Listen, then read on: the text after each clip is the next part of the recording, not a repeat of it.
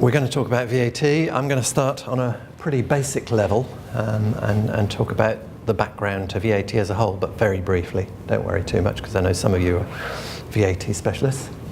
The idea is to look at VAT on claims costs in this session, and claims costs includes costs of the insurer and costs of claims fulfillment. So we'll look at all the issues, we'll have a look at some examples, and then I'll give you a sort of summary if we have time, which we didn't in the first session. So VAT tax on supplies, supplies of goods or services in the course of business, so business transactions. Most countries, EU and non-EU, have VAT. EU countries have to have VAT. Non-EU countries, not so much. US obviously doesn't have VAT at the moment. But that's the main one. Most other countries do have some sort of VAT system. And in a lot of them, as I said before, VAT is on insurance premiums. So exemption for insurance premiums is relatively rare. It's probably exempt in less than half of the countries of the world, I would say. EU is the main centre for exemption for insurance. Outside the EU, general insurance at least tends to be taxable for VAT. The rates of VAT vary by country. I don't know what the lowest rate outside Europe is, but obviously at the moment the lowest rate is in Luxembourg and it's 15%. And by type of goods or services. So you may have more than one rate of VAT in a particular country, which applies to different types of service. Obviously we have in the UK, and we'll come on to that. Businesses register for VAT when they go over a threshold generally. Some countries don't have a threshold. If you're in business and making a supply, you have to register straight away. In the UK, I think I'm right in saying the threshold is 81,000 of taxable supplies at the moment. It goes up every year and I can never keep track with it.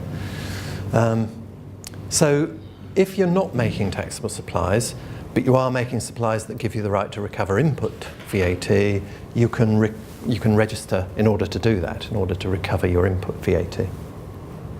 And this applies very often to insurance companies because they have supplies which give them the right to recover input tax, but there's no output tax to account for. Insurance is basically exempt, as I said, in the EU and certainly in the UK and in some other countries. But obviously we have other taxes on insurance premiums, and that's why FiscalReps was born. VAT, I said the lowest rate in the EU is 15%.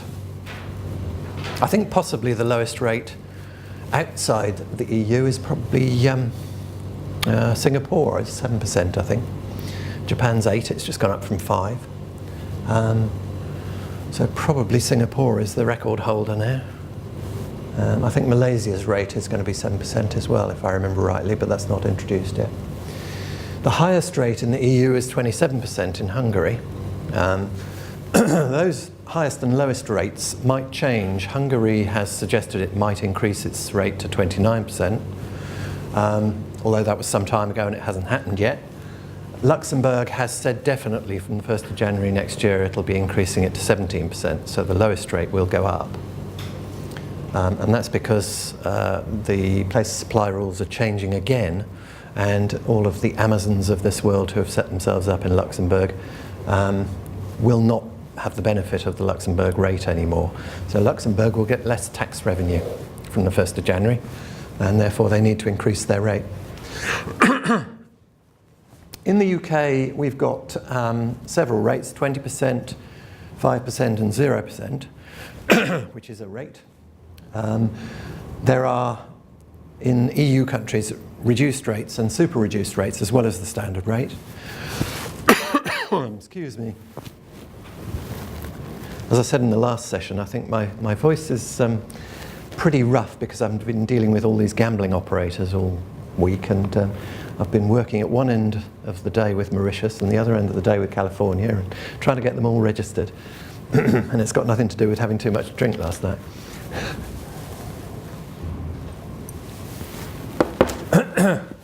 So, UK, we've got standard rate 20%. 5% is a reduced rate in EU terms. Reduced rates have to be at least 5%, but they can be more as long as they're less than the standard rate. If you go below 5%, it becomes a super reduced rate. So our 0% is a super reduced rate. Other member states have rates like 3%, which are super reduced rates. The zero rate isn't really recognised in other member states. In EU law, it's called exemption with credit, rather than zero rate. But it comes to the same thing. So the reduced rate in the UK applies to some residential building works, conversion of commercial buildings into residential, for example. Domestic fuel and power, and other goods that are in the public interest. And various other things. There's all sorts of reduced rates which can apply. Zero rate tends to apply to food and some drink, not an awful lot of drink. Aircraft and ships, some residential building works, that's mainly new build. Exports of goods and other services or goods which are in the public interest again. Exemption applies to insurance, finance and health mainly, but there are some other exemptions as well. Now the reason that I'm mentioning all this is that a lot of these things can form part of claims costs or claims fulfillment costs. So you need to consider whether you can reduce the amount of VAT that you incur on claims costs. Therefore you need to know all of these rules. And you need to know them, particularly for building work, up front, because you have to, as an underwriter, you have to decide what is the sum insured, or a broker, in fact. And if the policyholder can recover the VAT on building work, for example, then the sum insured can be that much less. It can be the net cost rather than the VAT inclusive cost. And the last point here, businesses that supply zero-rated goods can recover their input tax. So they get no output tax to account for, but they can recover the VAT on their costs. Businesses that supply exempt goods or services cannot recover input tax. Now that's critical because insurance companies obviously supply exempt insurance, exempt service, but only insofar as the policyholder is in the EU. So input tax recovery is possible if the policyholder is outside the EU. Therefore, it's not such a big issue if the insurance company incurs VAT on claims-related costs where the policyholder is outside the EU.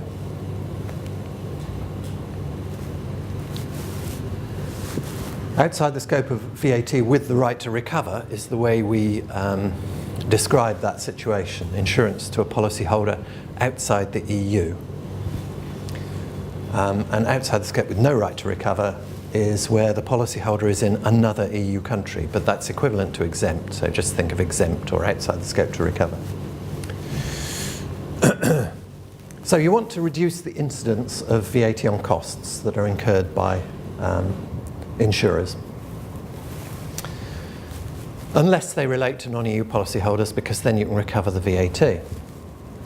However, you can only recover the VAT if it's correctly charged. So you still, even with non-EU policyholders, you need to be sure that the supplier is charging you VAT correctly.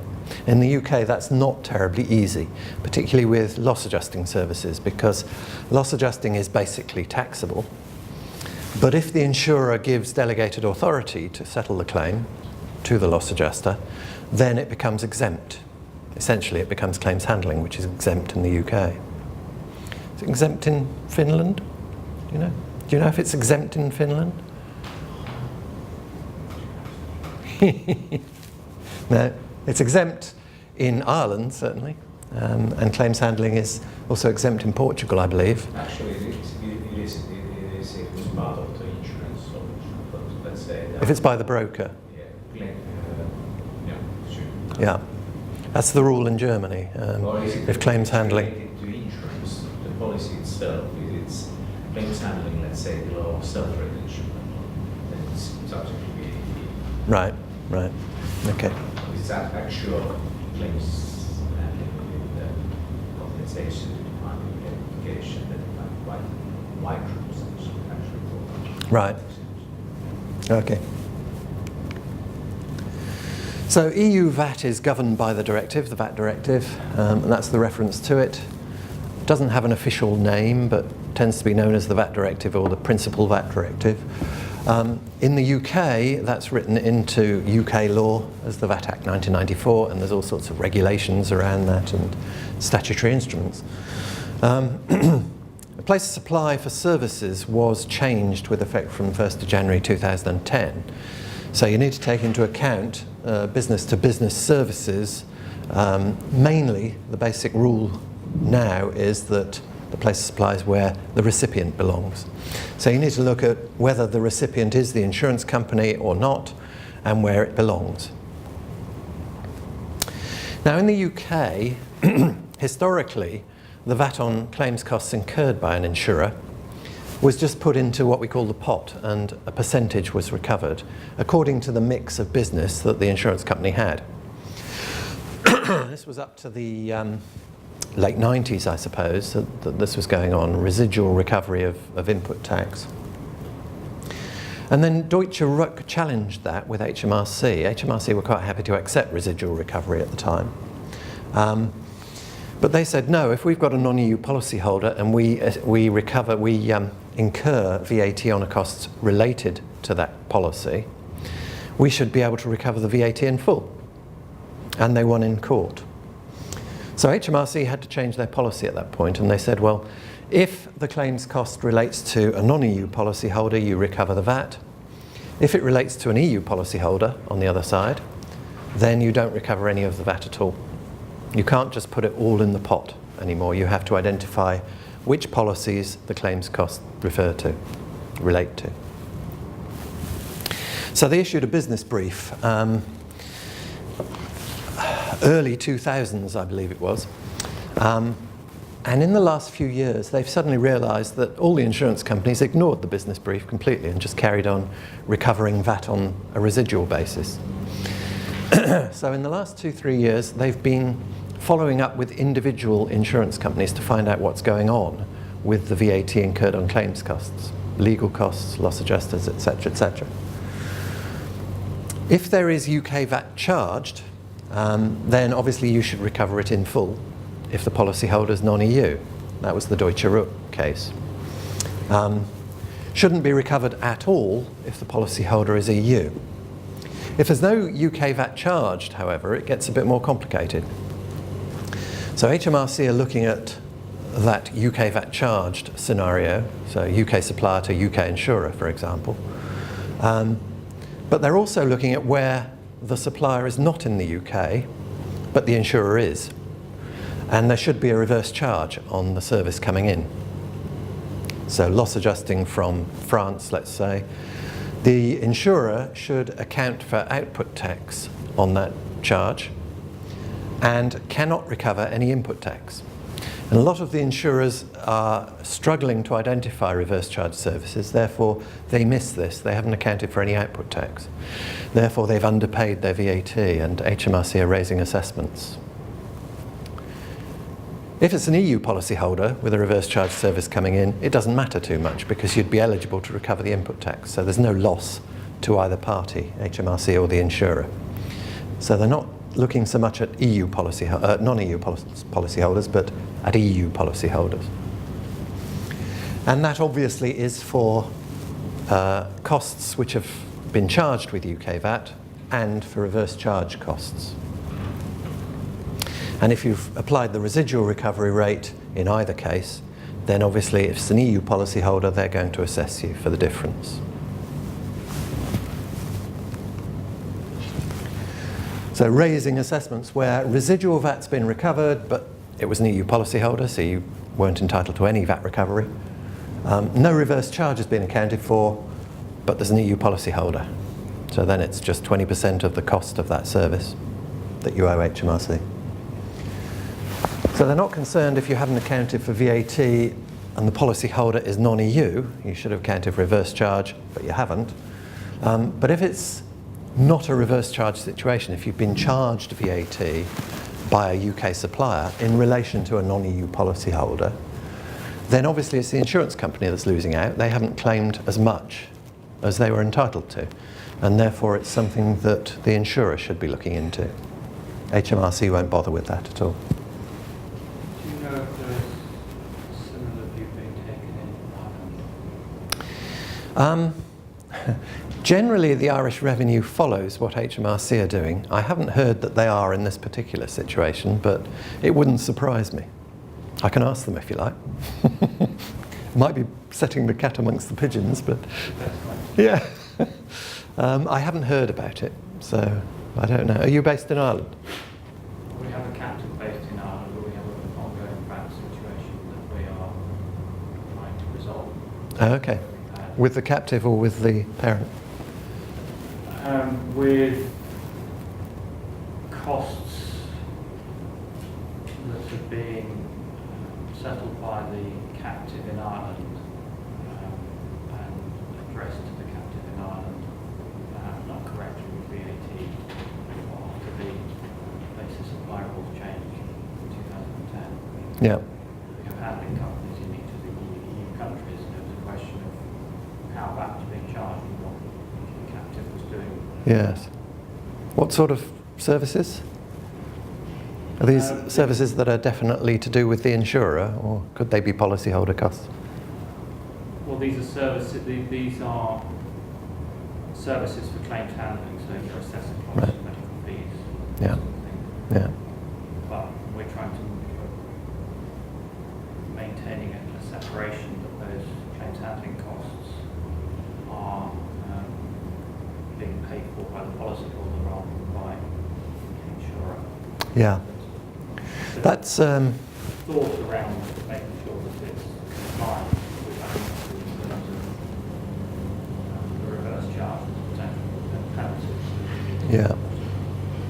I mean, there is an exemption which applies to claims handling in Ireland, so you might get away with that. But maybe it's loss adjusting rather than claims handling that we're talking about, in which case it would be subject to VAT. I mean, I'll come on to that in a minute, because a lot of this is very relevant for captives. It's not quite so practical for a commercial insurer, really, but for captives, this is very, very important. And it needs to be set up right in the first place, basically.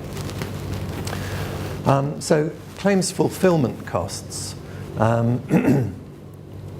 particularly with captives, if you are insuring for loss of stock or loss of goods of some sort, it's a good idea to make sure that the cost of replacing those goods is a cost of the policyholder, because the policyholder is likely to be a taxable business and can recover the VAT. If the insurance company incurs the costs of replacing goods, then it's likely VAT will be charged, but it won't be recoverable, assuming it's an EU policyholder.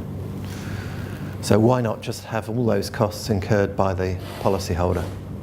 Same goes for services to a certain extent. If your captive wasn't in Ireland, but it was in Channel Islands, then not so much for services, because services, the basic rule is place of supply, Channel Islands, no VAT. Even Jersey, which has a GST, has an exemption for financial services, so no VAT if the service is received in the Channel Islands. So certainly for exempt parents or policyholders, it's a good idea to have the services supplied to the insurer in that instance. So all sorts of different things to think about.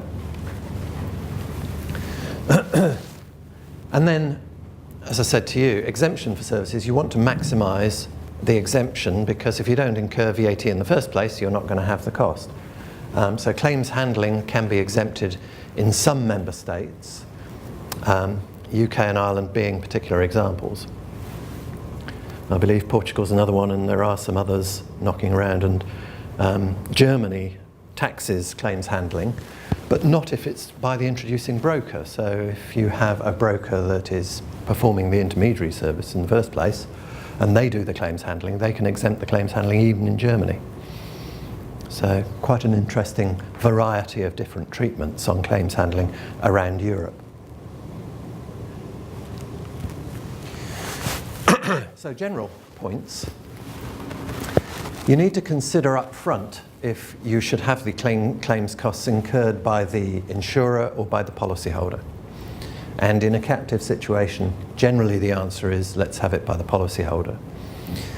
Same goes for commercial insurance, or even individual insurance really. The motor insurance market, if there is a business which is registered for VAT, then HMRC have agreed generally across the industry that the business can recover that VAT. It doesn't form part of the claim.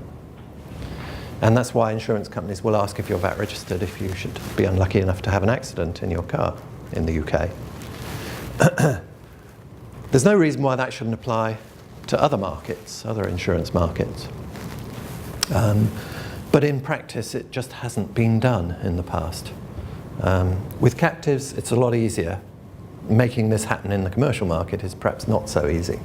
But with captives, it's all in-house, and you can deal with these sorts of points. Obviously, if you have got a loss, you need to make sure that any charge by a supplier who's fulfilling the insurance claim is correctly charged.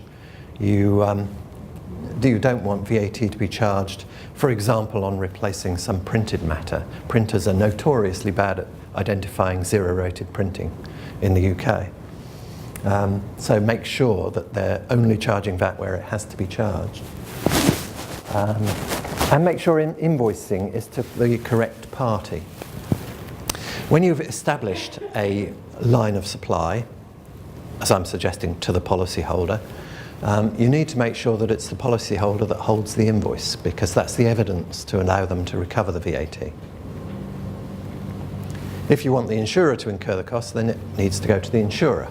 But whatever is the supply chain has to be reflected in the invoicing. That's critical. So if you look at loss adjusting for a moment, if we say the UK is the base for the insurer and the insured, the establishments, loss adjusting in terms of UK law is an expert service, and that's excluded from the exemption for insurance-related services.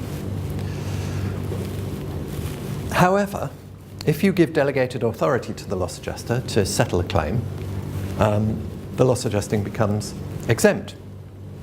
Essentially, it becomes an insurance-related service. So there's a question: can the insured, if it isn't exempt, let's say there's no delegated authority, can the insured be seen as the recipient of the loss adjusting service? In a captive scenario, it's quite possible that that can be structured that way. With a more commercial insurer, it may not be possible, because it's not logical, really. But surveying may well be a policyholder cost. There's all sorts of expert services that might be policyholder costs rather than insurer costs. And so it's important to make sure that you're getting the best result to maximise your VAT recovery. And for an insurer, if you've got a loss adjuster working on a particular claim, can you grant delegated authority for that particular claim in order to make the supply exempt? That's quite possible, and HMRC will accept it.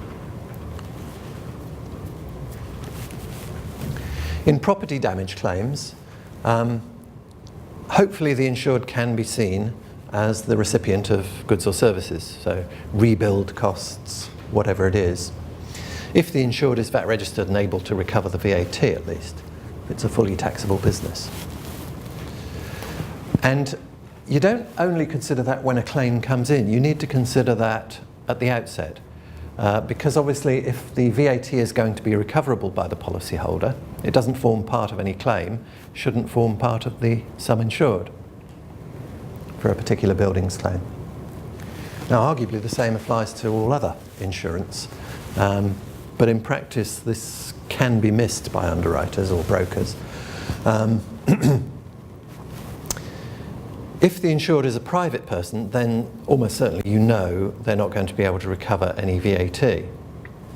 They may just possibly become a business in the interim, but it's unlikely. So if you've got a private person being insured, you assume that the sum insured needs to include VAT. But then you need to go back to see what costs are VATable. So if you're talking about building work, it could be subject to VAT at 20%, it could be subject at 5%, or it could be subject at 0%. There may be no VAT, depending on what happens. And it was mentioned in the last session that With housing, the VAT can be either 0%, 5%, or 20%, depending on the type of building work and the type of damage. If a house has to be rebuilt from scratch, then there's no VAT, it's zero rated. If it's converted, this is unlikely in an insurance claim, it's 5%. But if it's a renovation refurbishment, then it's going to be 20% VAT. So you have to consider what is being covered, whether it's likely that planning permission would be granted for a complete rebuild, should there be a fire or whatever, and therefore which rate of VAT will apply to any claim.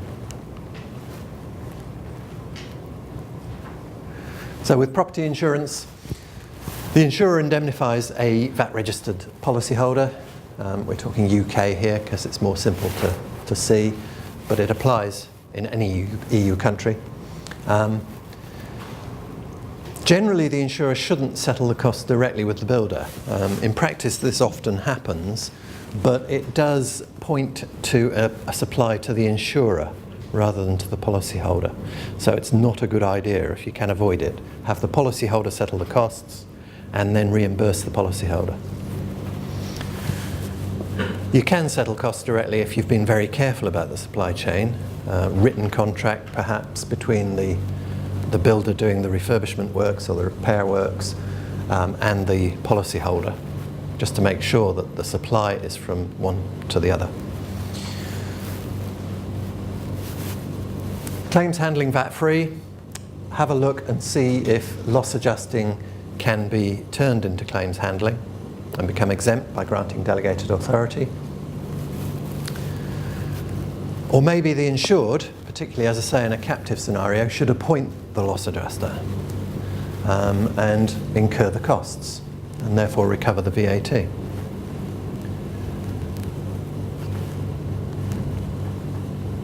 So motor, very similar sort of thing. Again, not benefits in kind insurance because that implies the costs of claims fulfillment will all be costs of the insurer and not the insured. So cash indemnity cover. If the insurer is not in the UK, that might be something slightly different because repair costs, if they're supplied, let's say, to a Channel Islands insurer, would be VAT-free. And again, this is important in terms of captives. A lot of insurers have set up for motor cover and occasionally property and other insurance covers in Gibraltar. HMRC tend to frown on that because it gives what they think is an unfair tax advantage. And certainly they have the tools to challenge it if it's been done purely for the VAT advantage. A case called Halifax in the European Court some years ago gives them the right to recharacterise the supply chain and have VAT charged on the repair services if otherwise it wouldn't be because the insurer is outside the EU. So probably it's not very easy to get away with that structure anymore. Claims handling VAT-free if the insurer is based in the EU countries that exempt it, UK, Ireland and Portugal, etc., or in a non-EU country again, so that is an advantage that HMRC are quite happy with claims handling, loss adjusting, etc. And for contents or stock insurance, again, similar considerations apply. Benefits in kind not advisable. VAT on goods charged to the policyholder. If the policyholder can recover the VAT on those goods because he's going to supply them on or because they're going to be used in the business, then they can recover and the insurer can't. So not part of the claims cost. Again, claims handling VAT-free some places, not in others, and non-EU, you're not going to have to pay VAT on claims handling, loss adjusting or anything. So in summary, VAT is pretty complex, and particularly as it relates to claims costs and claims fulfillment costs. Because insurance is exempt in the EU, there's no recovery if the costs incurred by the insurance company. So have a look and see if you can justify costs being incurred by the policyholder. If you can, then make sure that the invoicing is to the policyholder and not to the insurer, and that the policyholder can recover VAT. If the policyholder is partly exempt, then obviously the insurance claim will include the element of VAT that's not recoverable by the policyholder. But it does at least reduce the cost of the claim. If you've got a non-EU policyholder, of course, you don't need to worry so much. If you incur VAT correctly on costs, you can recover it. So that's not an issue.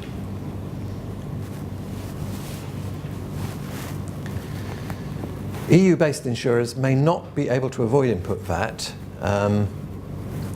but that's where you really do need to have a look at the policyholder being the party that incurs the costs. So what you look at is who pays for the cost of the losses. How should the supplier of the goods or services invoice for their supply? Should it be with VAT, not with VAT? Should it be to Gibraltar or to UK? Should it be to policyholder or insurer? When should VAT be charged? Property claims can vary, and there's all sorts of special tax point rules and things around when VAT should be charged. Why should it be charged? Make sure it's not exempt. Make sure you can't grant delegated authority to a loss adjuster to make it exempt. And then finally, what rate should apply, particularly in building works and anything else which potentially is subject to a different rate from the standard rate.